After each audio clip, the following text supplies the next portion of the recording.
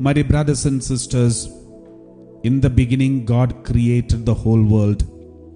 After creation, God said everything is good. There is nothing evil God created.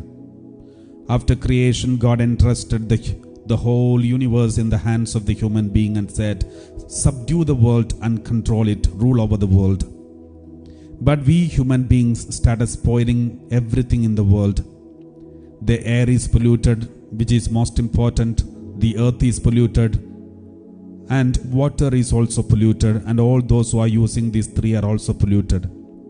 And the whole world is going through the consequence of such sins. But God has decided to bring goodness out of all these evil things.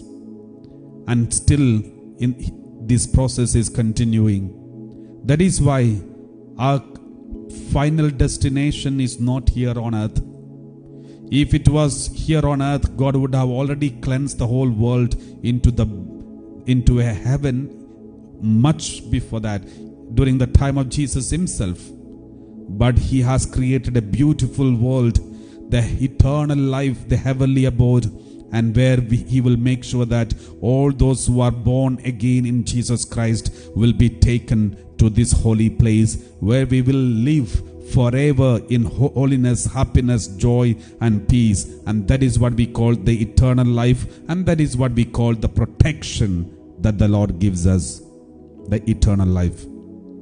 We read like this, Romans chapter 8 verse 22. Romans 8, 22 onwards. We know that the whole creation has been groaning in labor pains until now. The whole creation is suffering. From the beginning, with the sin of Adam and Eve, the whole creation is in a fallen state.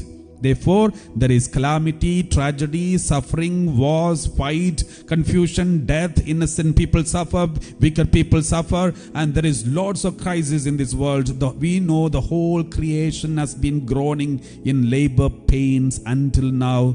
And verse 23, and not only the creation, but we ourselves, who have the first fruits of the Spirit, groan inwardly while we wait for adoption, the redemption of our bodies. We are all waiting for the adoption, the redemption of our bodies. While we are waiting, we all are going through these tragedies. We are all victims of these tragedies. We are all going through these pain, sorrow and confusion and war, fight, and all these things are taking place until we experience the redemption, the protection, the eternal life. Verse 24, for in hope we were saved. Now hope that is seen is not a hope, for who hopes for what is seen? So we hope, we have a hope in the eternal life. We have not yet seen this hope, but we are waiting, and we will surely see it. Verse 25, but if we hope for what we do not see, we wait for it with patience. So we are waiting for it patience. So don't get offended when you see so many innocent people suffer and so many struggle.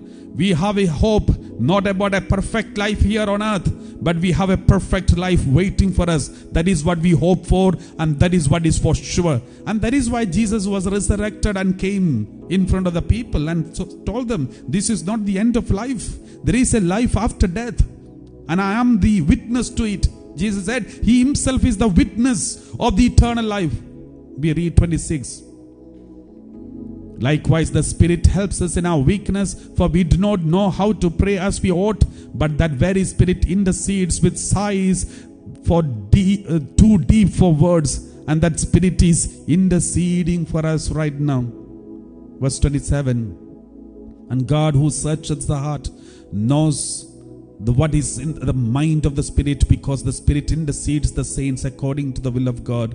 And that is why even in these moments of crisis, our Spirit is interceding for us with a deep sigh.